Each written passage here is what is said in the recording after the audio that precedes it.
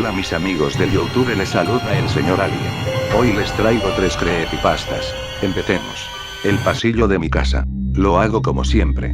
Llego a mi escritorio, enciendo el ordenador y me meto en internet. Típico de alguien de mi edad, ¿verdad? Otra vez. Llego a mi escritorio, enciendo el ordenador y me meto en internet y paso horas y horas y días y días. No me preocupo por las notas que saque, yo no soy así, yo no me preocupo por este tipo de cosas, a mí me preocupa otro tipo de cosas, como el pasillo. El típico miedo infantil, el fondo del pasillo. Recuerdo cuando era más pequeñito, me tiraba horas y horas sin salir de la habitación de la sobrina de mi tía. Ella tenía cientos de juguetes y a mí me gustaba jugar con cada uno de ellos e inventarme historias fantásticas. Me lo pasaba genial, pero la cosa cambiaba cuando llegaba la noche y con ella la hora de dormir. Venía a aquella casa porque mis padres no podían cuidar de mí por culpa del horario del trabajo, así que vivía prácticamente con mi tía, una señora joven y cariñosa que cuidaba de mí. Por desgracia para mí, ella también tenía cosas que hacer por las noches, aunque nunca se lo contara a mis padres. Yo nunca se lo contaba para qué. Me lo pasaba bien allí, tenía juguetes, un jardín enorme, muchas habitaciones y a veces mi tía me hacía galletas. Así que por las noches me quedaba totalmente solo. Nunca me cepillaba los dientes por la noche, no porque no me acordara, sino porque tenía miedo a la profunda oscuridad del pasillo que tenía que recorrer hasta llegar allí, el mismo pasillo al que daba mi habitación. De hecho, el viento hacía crujir la vieja madera de la casa haciendo un ruido parecido a unas pisadas. No podía hacer otra cosa que quedarme en la cama tapándome el cuerpo totalmente con los ojos cerrados y cubriéndome la cabeza con la esperanza de que pasara sin mirarme. No había puerta en mi habitación. Siempre me sentía observado. Nunca me pasó nada. Una vez me tocó estar una semana en aquella casa. Mi tía estaba encantada, como siempre, y mis padres protectores preocupados, pero yo estaba bien, de no ser por el misterioso pasillo. Al segundo día de la semana, por la noche, después de cenar me dispuse a ver qué pasaba, si realmente era un monstruo o un fantasma, o tal vez un sádico asesino lo que me observaba en las sombras. Como mi tía no estaba, encendí todas las luces de la casa. No me gustó aquella sensación de estar haciendo algo malo, como cuando de pequeño haces algo malo y sabes que tendrás un castigo. Cogí un paraguas y me senté en la segunda planta, en el último peldaño de la escalera, apoyando la cabeza en los brazos cruzados e intentando no dormirme. No me habría dormido ni aunque quisiera, la escalera en el que estaba sentado daba al pasillo de la segunda planta, un pasillo al que estaba dando la espalda. Noté una desagradable sensación en la nuca. No tuve el valor suficiente de darme la vuelta. Me levanté lo más lentamente que podía, como si intentara no producir ningún sonido que llamara la atención, y bajé por las escaleras intentando no hacer crujir la madera. Llegué a la cocina y cogí el cuchillo más grande que encontré. Me encerré en el cuarto de baño de abajo. Cerré el pestillo y me senté en la bañera. Estaba temblando. Me desperté en el baño y reuní el valor suficiente para salir de nuevo. Creía que era de día, pero solo había pasado unas horas. Ya estaba muy cansado. Apagué todas las luces de la planta de abajo y subí las escaleras, recorrí el pasillo y apagué todas las luces de la segunda planta. Me metí entre las sábanas de mi cama. Entonces me fijé en que aún quedaba una luz encendida en el pasillo y se movía. Por primera vez en mi vida sentí la adrenalina en mi cuerpo, me levanté con coraje aunque aterrado y me acerqué a la entrada de mi habitación. Había una luz que subía la escalera. Estaba respirando profundamente y pisaba con fuerza. Me atreví a meter un poco más la cabeza y la vi. Era mi tía, me llevé un gran y reconfortante alivio. Estaba cansada y llevaba cargando algo. Era grande, cuando se acercó pude apreciarla mejor. Se trataba de una muñeca de mi altura, era una chica con rostro joven, de mi edad, pero tenía algo en su rostro. Me escondí un poco para evitar que me viera despierto mi tía. Ella odiaba que estuviera despierto por las noches. Una vez me pilló cuando estuve jugando a la Game Boy, cuando me lo traía para evitar pensar en el pasillo. Ella llegó temprano y me pilló, las consecuencias, la petición de mis padres para confiscarme mi consola. Esta vez es diferente, era lo más tarde que había estado despierto nunca y ella estaba allí con una muñeca con la cara de aspecto podrido. Llegó hasta el final del pasillo y cogió una cuerda del techo del que no me había fijado en toda mi vida y abrió una trampilla al desván. Subió acariciando la muñeca y oliendo su cabello. A los pocos minutos bajó y se fue por donde había venido. Entonces se me ocurrió la idea más estúpida que tuve en mi vida, algo que ya os podéis imaginar.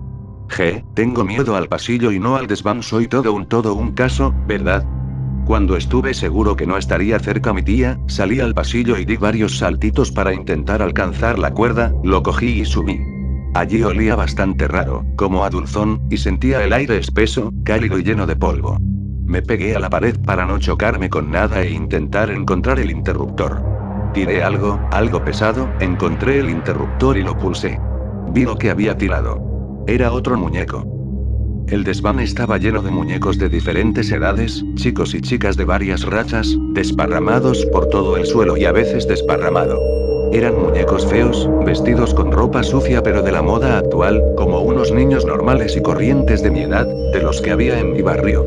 En el fondo estaba la muñeca que mi tía había subido. Era una niña un poco más alta que yo, delgada, de tez pálida, ojos azules, pelo castaño rizado con tonos rubios con una diadema en el pelo. Llevaba puesto un vestido negro con mallas y un par de zapatillas a juego.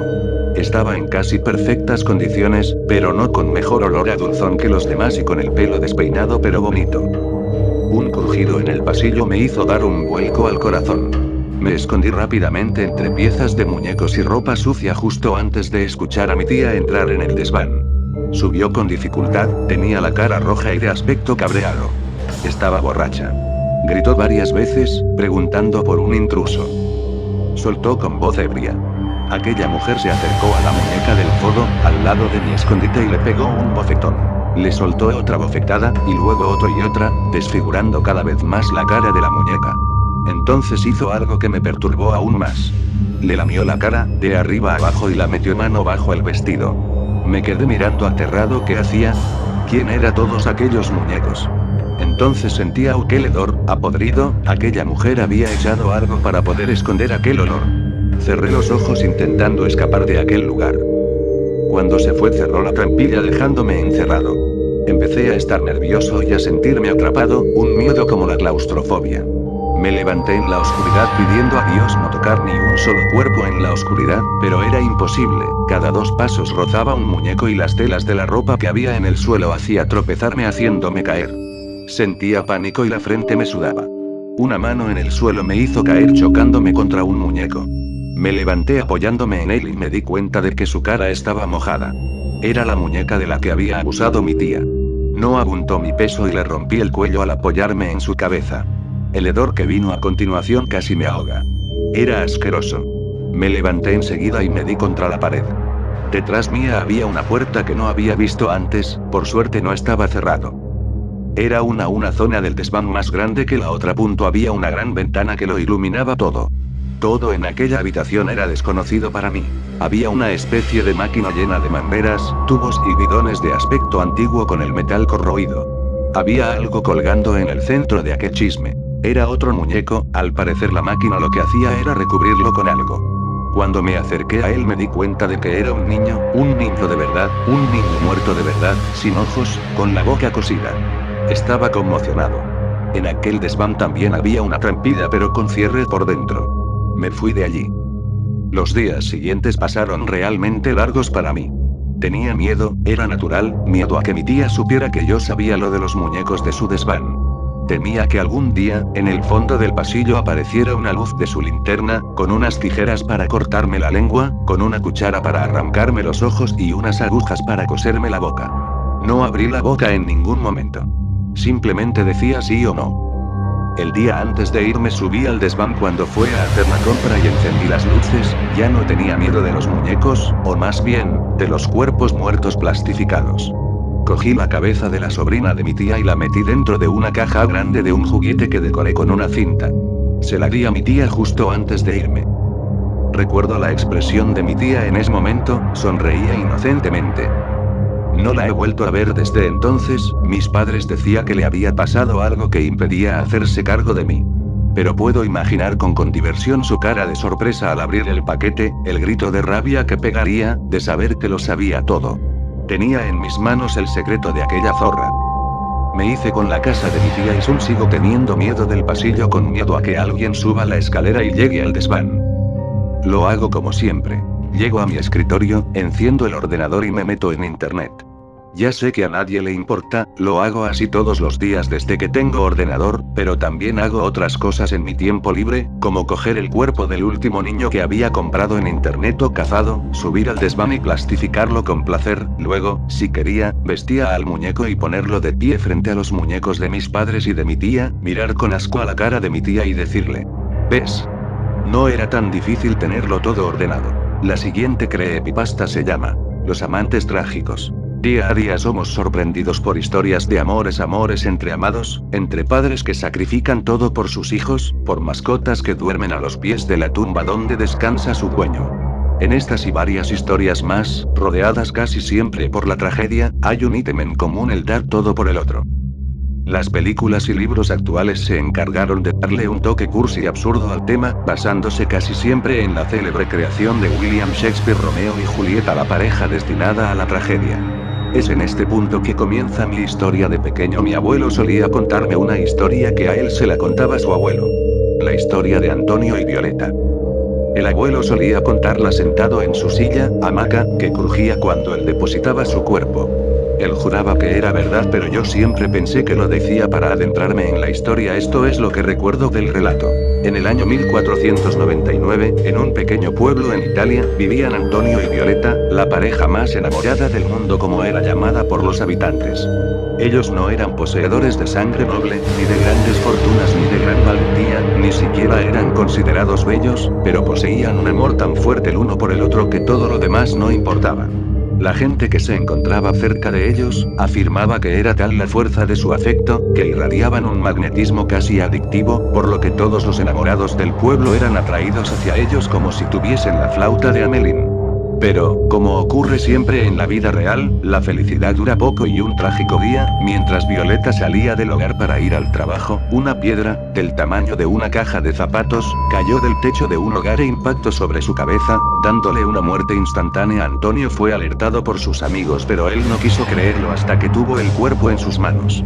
La angustia que transmitía hacía llorar hasta al más fuerte, y el hermoso día de verano que había, fue cubierto por las más oscuras nubes y una lluvia cuyas gotas, se decía, eran las lágrimas de un ser superior. El dolor de Antonio fue tal, que su corazón no lo soportó y cayó al suelo, junto al cuerpo de su amada y, con lo último de sus fuerzas, se arrastró hasta la cara de Violeta y juró que iban a reencontrarse. El pueblo nunca se recuperó de esa tragedia. Se dice que las plantas y animales fueron invadidos por la tristeza que quedó impregnada en el pueblo y se dejaron morir, rehusándose a comer. Las parejas del pueblo se separaron y reinó la desgracia hasta varias décadas después, cuando todos los presentes en ese trágico día, murieron por la vejez. Pero aquí no termina la historia. Se dice que el mal encarnado, el Señor de las Tinieblas, estaba al tanto de esta historia y quería demostrarle su punto a la gente buena: el dolor siempre va a superar al amor. Por lo que liberó a los espíritus de Antonio y Violeta del limbo en el que se encontraban, separados el uno del otro, ya que no habían asumido la idea de morir. El Señor de las Tinieblas les ofreció un suculento trato: conseguir cuerpos terrenales, poseyendo a almas gemelas con un grado de amor parecido al de ellos dos, pero tras pasar 24 horas, estos tendrían una muerte trágica y Antonio y Violeta tendrían que cargar con la culpa de matar a las personas inocentes poseídas por ellos. También había otro pero: una de las dos almas gemelas tendrían que invocarlos, ya que estas almas gemelas tendrían timidez, miedo u otro motivo, que no les permitiría acercarse el uno al otro y preferirían ser poseídos y vivir 24 horas a vivir una vida solos. Violeta dudó, pero Antonio aceptó y tras sellar el pacto de sangre, ambos volvieron al limbo, hasta el momento en que sean llamados por un alma gemela. Se dice que durante 500 años fueron llamados cientos de veces, y que la culpa y el dolor no lograron reducir su amor a cenizas, sino que lo fortaleció. Notarán que nunca describí físicamente a Antonio y Violeta, ya que adoptaron tantos cuerpos que hasta ellos mismos olvidaron sus aspectos físicos, ya que su amor se movía en un plano superior a ese. Lamentablemente mi abuelo falleció años atrás y nunca pude saber más sobre esta historia o su veracidad. Solo sé que para invocar a Antonio se debe creer firmemente en que tu alma gemela murió y emular un grito de dolor como el de Antonio, haciendo que él te posea. Desconozco el método para ser poseído por Violeta, en caso de las mujeres.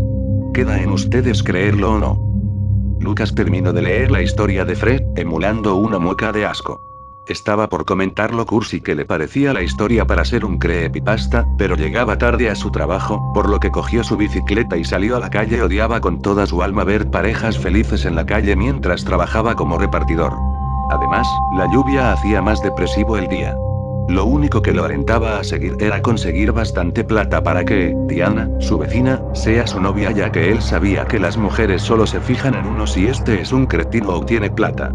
Mientras cruzaba una esquina, Lucas recordaba con burla la historia de Fred, pensando en que sería mejor si estuviese Jeff the Killer o Slenderman y que ahora seguramente harán creepypastas afeminados, como los libros de Crepúsculo.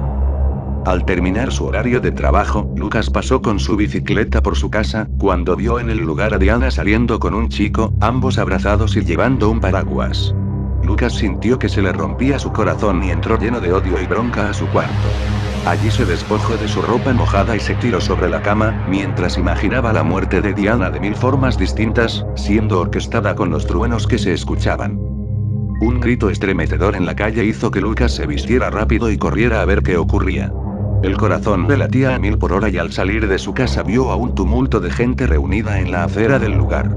Lucas se hizo lugar entre ellos y vio una escena impactante y desalmada. El cuerpo de Diana yacía muerto en la acera, repleto de sangre y con los ojos abiertos, mientras que, el joven que la llevaba abrazada minutos antes, se arrastraba, con la mandíbula desencajada, hacia el cuerpo de Diana. El joven dio un grito de dolor y cayó muerto al lado de Diana. La fuerte lluvia parecía querer revivir, en vano, el cuerpo de los dos. El conductor, que había atropellado sin querer a la pareja, lloraba sentado en el piso. Un papel todo arrugado se escapó del cuerpo del joven pretendiente de Diana y, con ayuda del viento, llegó a pies del conductor. Este leyó lo único legible del empapado texto: creer firmemente en que tu alma gemela murió.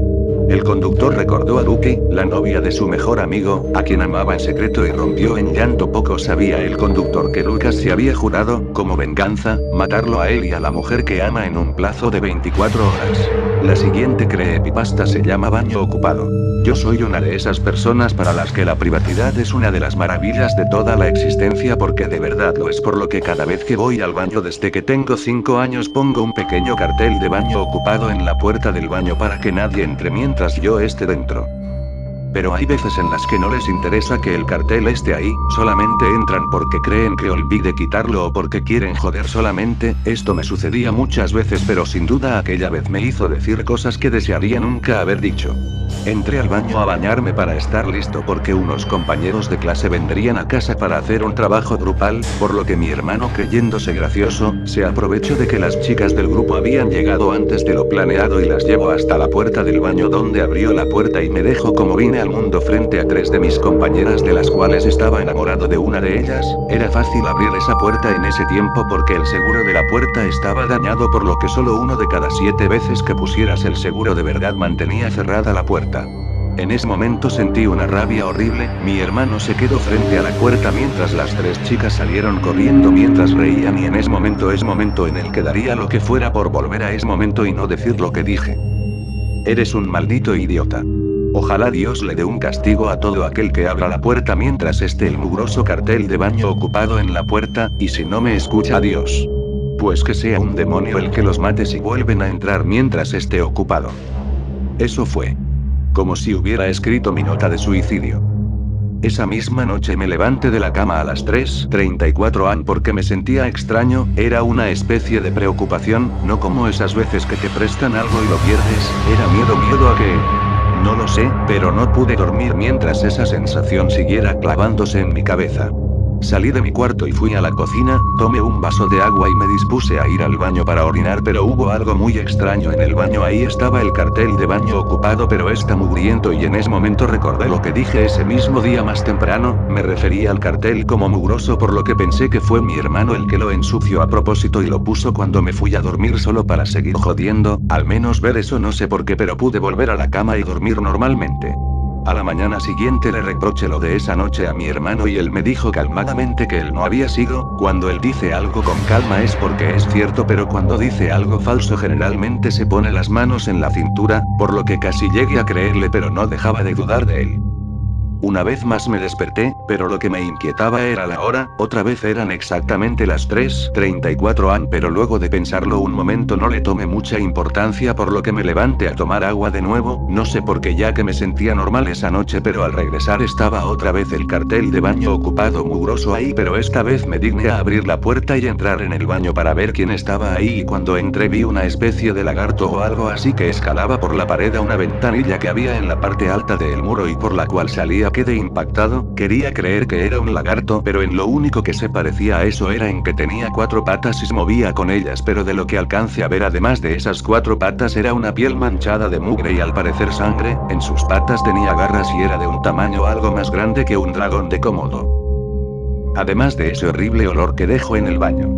Tardé un poco en descubrir por qué, revisé en cada lugar pero luego me di cuenta de que esa cosa había cagado y no en cualquier parte, lo hizo en el retrete como cualquier persona mentalmente estable lo haría.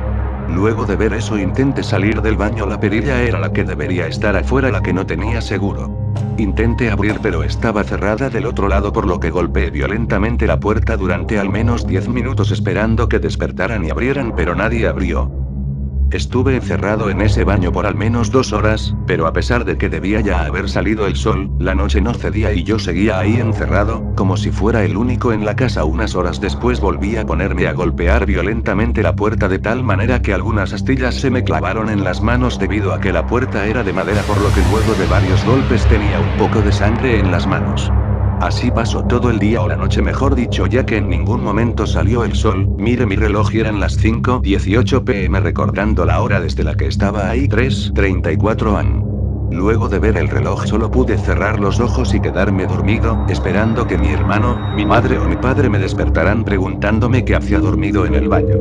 Cuando desperté miré mi reloj y ahí estaba, eran las 3:34 am y cuando miré hacia arriba, ahí estaba esa cosa de la última noche, adherida a la pared en 4 patas mirándome, tenía una cara de persona, con ojos completamente negros que lloraban sangre, de la boca le sobresalían algunos colmillos y en la cabeza tenía lo que creo que eran cuernos muy pequeños, era completamente lampiño y estaba todo mugriento y ensangrentado.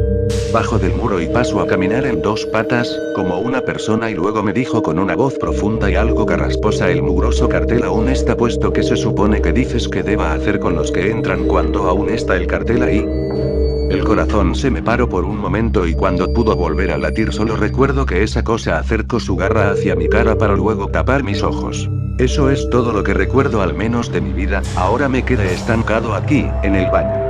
Hace 18 años que me encontraron lleno de puñaladas y cortes de garras en todo el cuerpo, todo el baño estaba lleno de mugre y sangre. Las autoridades nunca pudieron descifrar cómo se cometió tal cosa o si fue un suicidio o un homicidio. Mis padres y mi hermano se fueron de la casa porque les traían malos recuerdos. Hace 18 años que no siento el sol a través de la ventanilla que hay en lo alto de la pared. Más de una vez intenté escapar por esa ventanilla como lo hizo ese demonio, al menos no ha vuelto en todo este tiempo. No sé si vive alguien en esta casa, pero tengo la privacidad que tanto me satisface y la tendré eternamente. Lo único que estoy seguro que hay más allá de esa puerta que me niega la paz en lugar de la privacidad es el mugroso cartel de baño ocupado. Eso fue todo, gracias por ver el vídeo, no olviden darle like y suscribirse.